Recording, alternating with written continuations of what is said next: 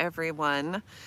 Beautiful existence here on this cloudy, overcast Washington, September, late summer day on Bainbridge Island. I'm at this really wonderful park at the northern tip of it called Fay Bainbridge Park. And it's known for having tons and tons of driftwood, which it absolutely does. And in that too, there is definitely omens showing up. I've been at this park last night and meditating, taking Eno on a walk. Eno, say hi. Say hi. Had my notebooks out, found some amazing spots here on Bainbridge Island. In fact, I can't wait to post the upcoming, I think I might post it within the next week, the upcoming video about modern omens, because I have already been in communication with Saturn in the last week about news that actually started to come out after Saturn activated me and started showing me these visions related to an ancient omen that used to be known and used to be adhered to by different civilizations, but which has not been on record for quite a while. In fact, I can't find any information about it in all of the source publications that I am citing for the Omen book, the Omen guidebook that I'm publishing this fall. As the Universe, so the soul, everyday omens, and what do they mean? And so I put together a video and I found a really, really awesome spot on Bainbridge Island, very appropriate to do it. So I'm excited about that because this Omen series is, evolving into so much more.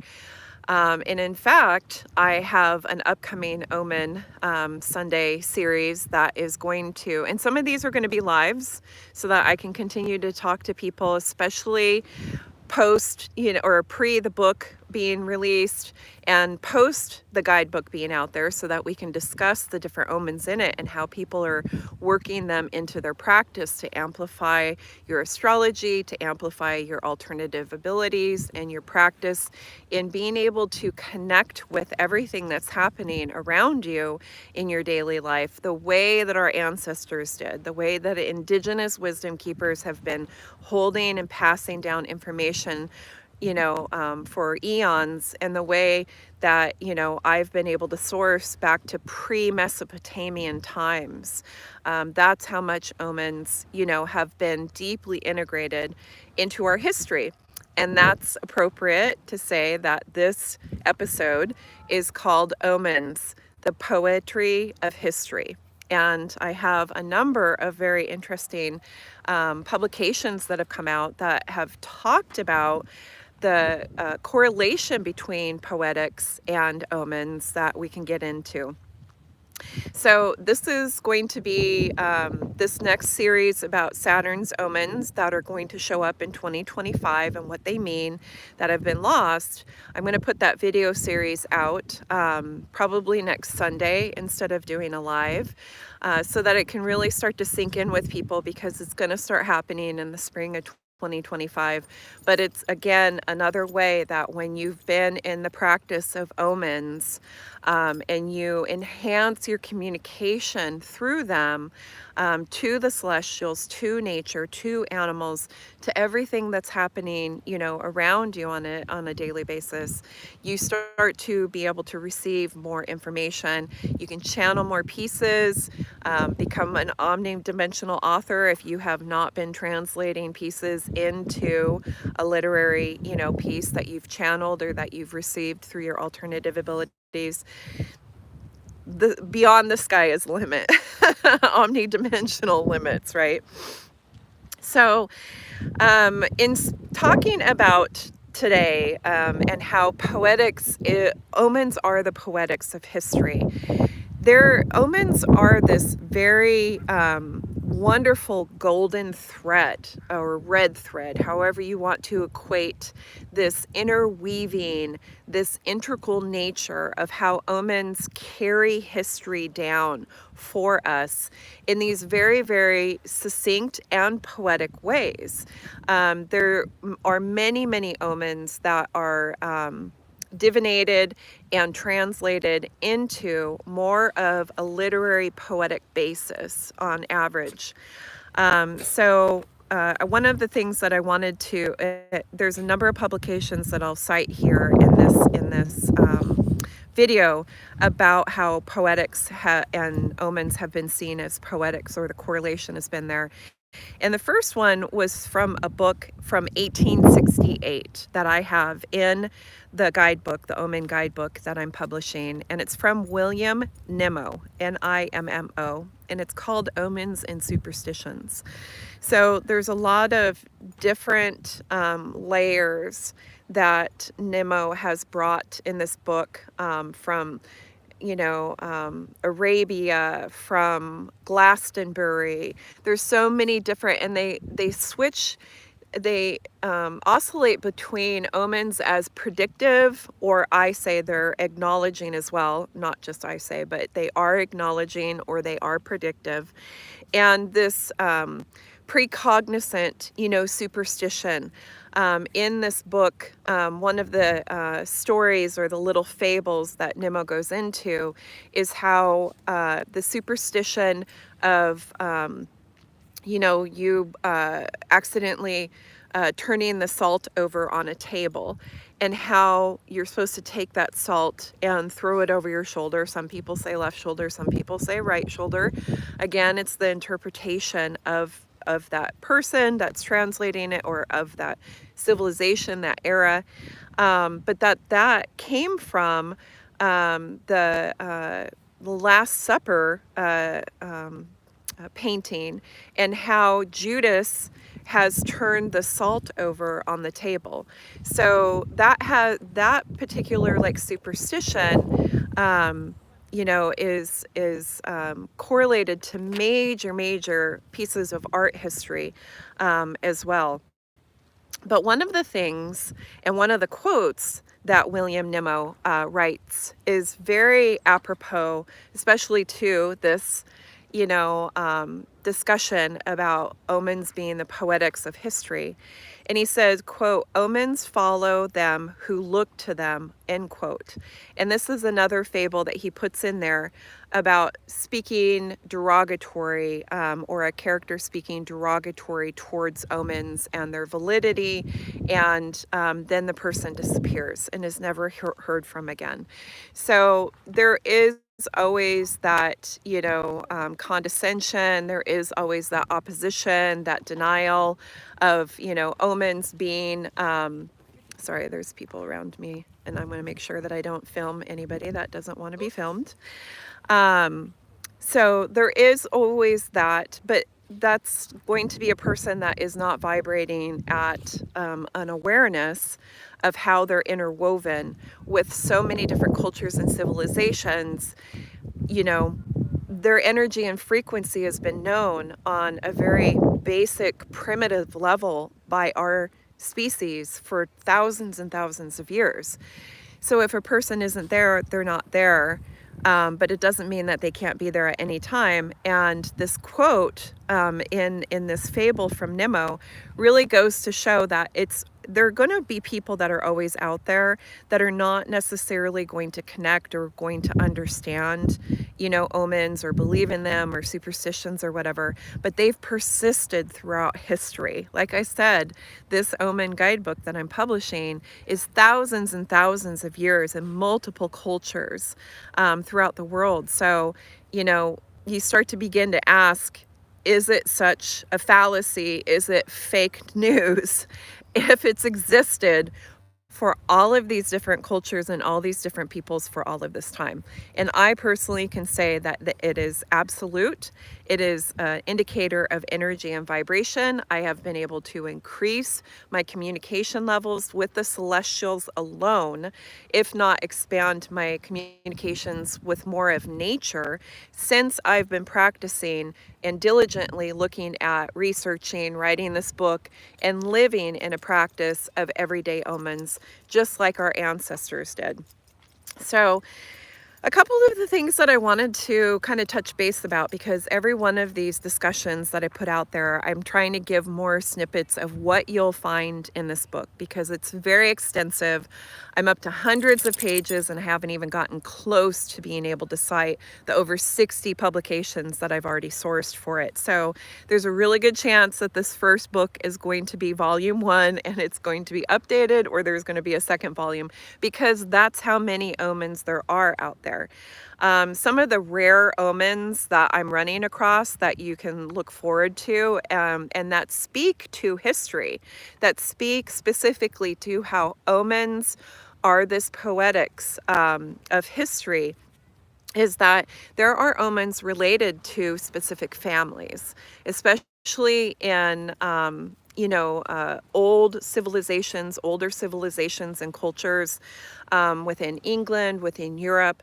There are omens that are correlated a lot of the time to a royal family or a noteworthy family's history within it. It's written into their family's historic texts and documents, and it's very, very specific to a family. And some of the correlations are related to an entity of some form, not necessarily nefarious or malicious, but some kind of entity or a person that was affiliated with a family that was able to be a seer.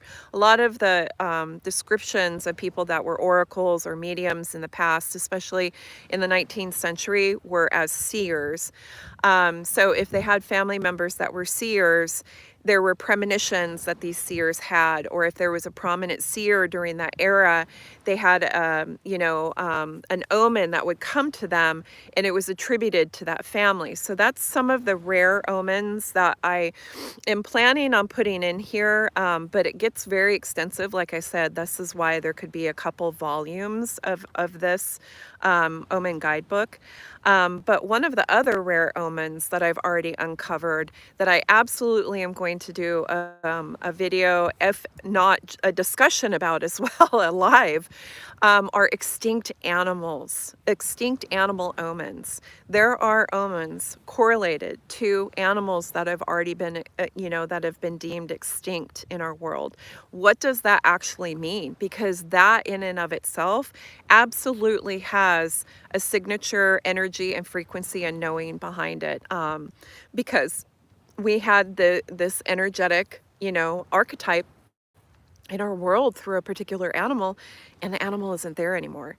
And that correlates to this upcoming video next week, and about the Saturn's omens that are going to show up in 2025, and all about the different elements of one of Saturn's significant omens, that is a cycle, and elements of it disappearing, appearing.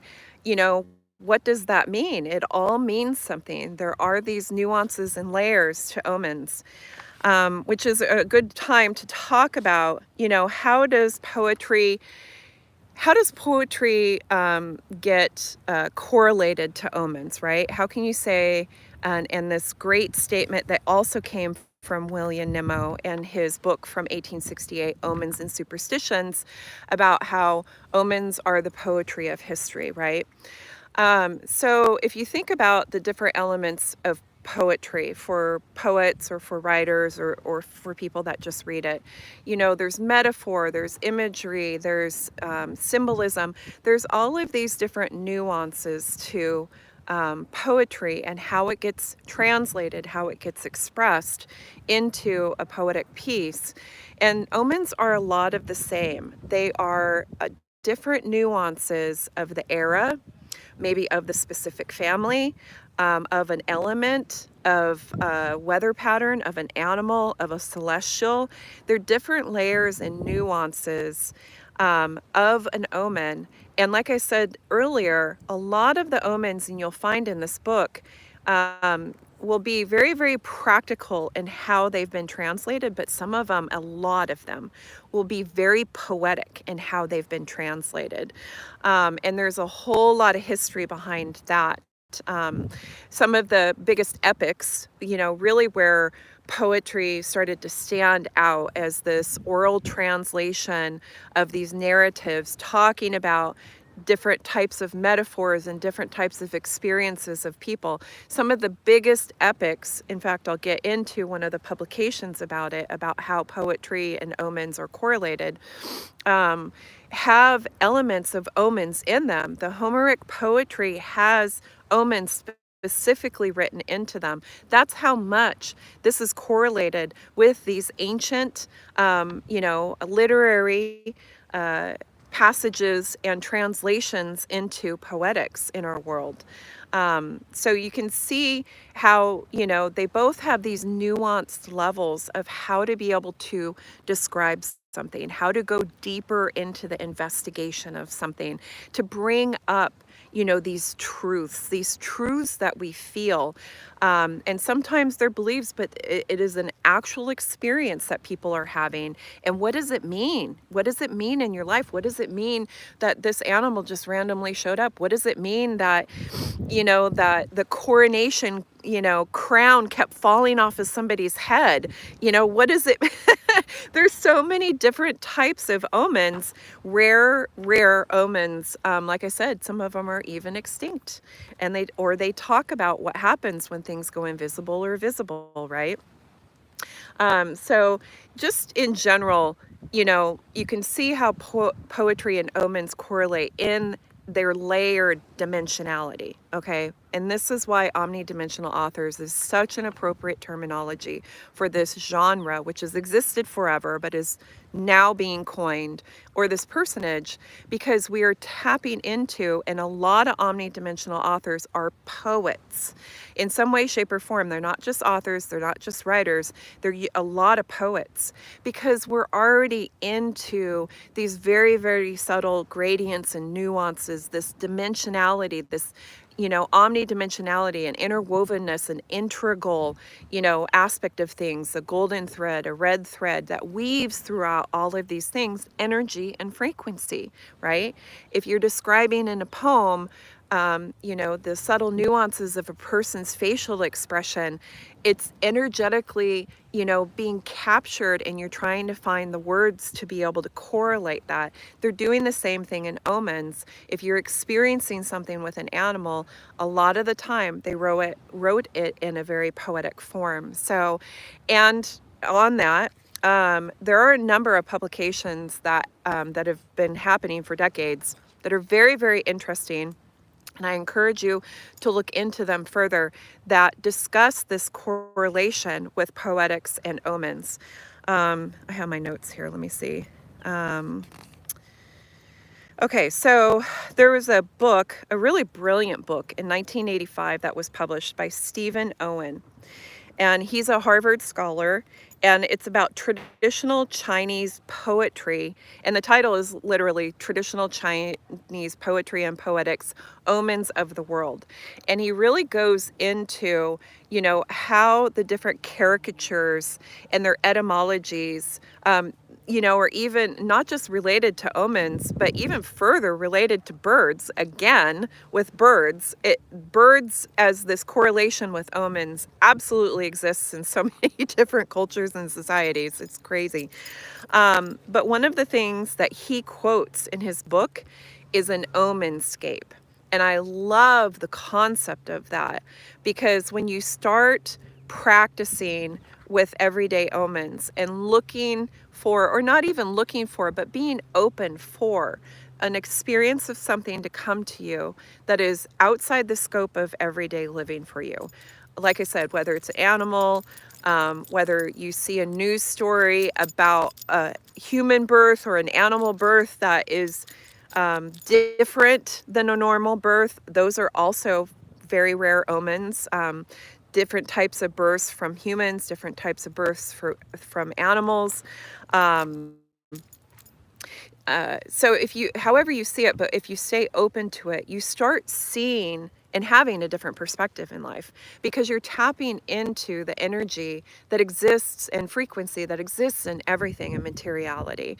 And again, Saturn's Omen video for 2025 that I'm going to publish, or that I'm going to, put up on the channel here this next week, you'll understand more of these subtles of energy and frequency when you watch that, and pertaining to Saturn's Omen in 2025.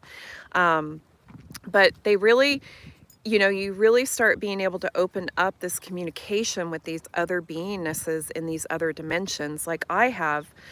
So this Omenscape really rings true, because it's like this big perspective shift that you start to have, where everything is open and available to you. And that's again why omnidimensionality is just such an appropriate term for this, because one of the things that I've noticed with a lot of channelers, especially people that have been channeling, but definitely people that have been writing, some of the omnidimensional authors in the canon, like Sri Aurobindo and the Mother, they've been using the term multidimensionality. In fact, I actually saw a recent podcast, I think it's the Next Level Soul podcast or something like that, and they had somebody on that was a channeler and like a person that is associated with this channeler, and they've been doing it for a long time, and they kept using the term multidimensionality. And it's like, it is not multi, because multi means just many. Omni means absolutely everything. It's like the movie that just came out. Oh, there's a whole flock of Canadian geese flying by. That's so pretty. Omni literally means, you can see them, that. I have to look up Canadian geese now, because they flew right over me during this. And what was I talking about at the time, right?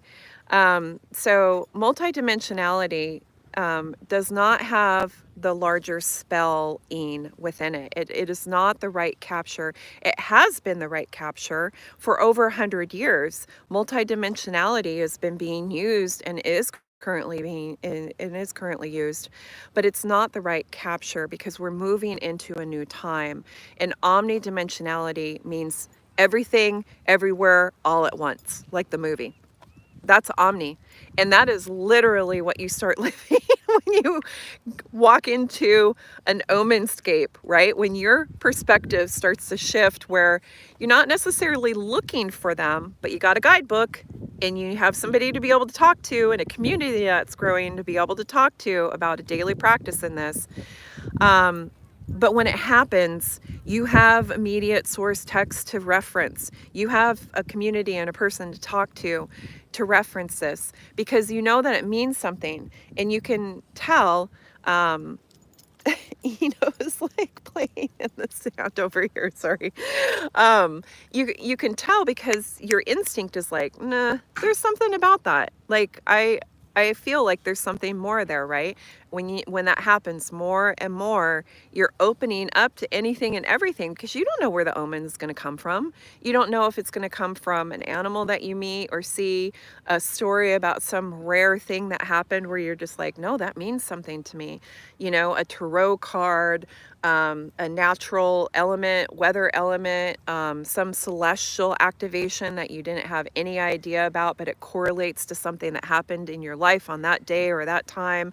Even in hindsight, you're like, oh, I thought that there was something there. Maybe I should look up to see what the omen is of it, so that I can start understanding those nuances and those layers of it, right? So one of the quotes from that 1985 book by Stephen Owen about Chinese poetry and the omens that it has is, he says, quote, "The world is a vast, fluctuating omenscape, and the poet is the omen-reader of the world," end quote. I love that quote. See, it's been around. People have been making this correlation with poetry and omens for a very long time. And he's a Harvard scholar, specifically within historics and Chinese language and the characters of it. So you know, this has been out there. People have understood and written about it. And it's a brilliant book. Like I said, it even goes into how birds are like this foundation within Chinese, you know, script and such. So it's a really good book to read for sure.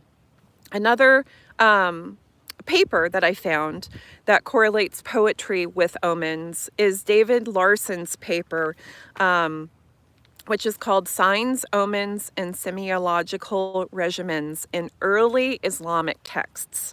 So, you know, this is a very academic paper, but it's also very, very rich in information because he actually goes into a prominent, again, Harvard, epic poetry, and not just epic poetry, but a hermeneutics scholar, Gregory Nagy, who I actually have talked to when I was at Harvard and was interested in taking some of his courses, because even in 2018, he wasn't really teaching any anymore. And when the pandemic happened, I thought that maybe he would be doing some online courses. But David Larson's paper about early Islamic texts and the omens within it, and how they correlate into Islamic literature and Islamic poetry, is just amazing. But he really bases a lot of it off of Gregory Nagy's 1983 article about Homeric poetics. And in Gregory Nagy's 1983 article that Larson quotes, Nagy says, quote, "Homeric poetry equates its own performance with that of a seer," end quote.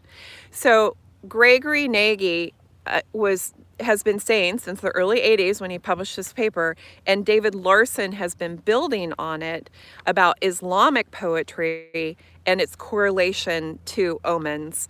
How long, first, since Homeric poetry, there has been this absolute, you know, distinction of omens being a part of poetics. But Nagy actually says that in ancient times, you know, speaking an epic poem, reciting Homer poetry, was equate to being a seer. They saw people, they literally were defining omnidimensional authors again. They were saying that in ancient times, omens are so correlated with, you know, the nuances of life in a different way through energy and frequency, and understanding them through everything that's happening around you, to literary translations, specifically poetics and poetic form, that they saw poets as seers, which we absolutely are. We are omnidimensional authors because we usually traverse the veils so much easier and just effortlessly in our being, for a multitude of reasons, out of practice, out of our astrological alignment, out of, you know, the past lives that we've already gained wisdom through. There's so many different reasons that an author, a writer, and specifically a poet are seers, mediums, oracles, using alternative abilities. So it's so funny to look at these different publications, especially these academic publications that have existed for decades, that are talking about different cultures, poetry, Islamic, Chinese, Homeric poetry, from thousands of years ago, and they all are talking about how omens are like synonymous with poetics. So I thought it was really cool to like really start to, and there's even a book that's being published this next month. It's a poetry book. And I didn't write the title down, but it has to do with omens. There's a lot of poetry book. In fact, there's an entire area of poetics called divinatory poetics, that has been around for decades. And one of the omnidimensional authors that you'll find on the omnidimensional author page of the cannabistarot.com website is Hannah Weiner. And she absolutely was a poet and absolutely called out her clair abilities in being able to receive and directly translate into her poetry. So yes, omens are the poetry of history, and they show us all of these different nuanced ways of the places, the people, the specific families, the experiences at that time, and they're translated into a literary form for other people to be able to read and be able to understand. And a lot of the time, they're written into a poetic form. So I'm really excited to be able to put this book out here. I'm going to put it under poetry on Amazon as well because there's so much poetry in the Omens. It really is. I wish I would have written down a couple of, pieces, but one of them I can just say in general. So in the 2020, I experienced a lot of halos around both the sun and the moon. And so I was looking at and interested in, at that time, but definitely with this book, what were the sayings around halos, rainbow halos, full circles around the sun and the moon. And one of the things that I wrote down, and that's in the guidebook, is that a halo around the moon equals good weather, just good all around. But a halo around the sun equals the sailor's wife is going to cry, which means terrible, storms, especially regarding water or on the water. But just that, it has a general statements like that about halos around the moon and the sun, but then there's poetic verses that say a lot of the same things. So anyways, that's a little bit about the poetics of omens throughout history and how we've constantly been using them to recite these deeper truths about our lived experience. But this next week, I'm really excited to be able to put out this modern recaptured omen about Saturn that's going to be happening in 2025. And Eno here is getting a little bit crazy wanting to play in the sand, so I better go. But thanks for being here, everyone. And open up the discussion more and more, leave comments. Let me know what omens you've been interested in, if there's something that I can look up for you, if there's something that you're looking forward to in your daily practice, and if you know of other publications, other books, other poets that have written specifically about omens and or those nuances of omens in our lives and what they mean in a poetic form. I would love to be able to understand and cite those and be able to discuss them even further. But I encourage you to look up these books or these publications that I've listed here. They have wonderful, wonderful pieces in them and absolutely brilliant, quotes, omenscapes for sure. And just this whole entire perspective shift and new dimensions to live in when you bring omens into your daily life and practice. So thank you for being here. Have a great Sunday, rest of the week, and I will catch everybody very soon.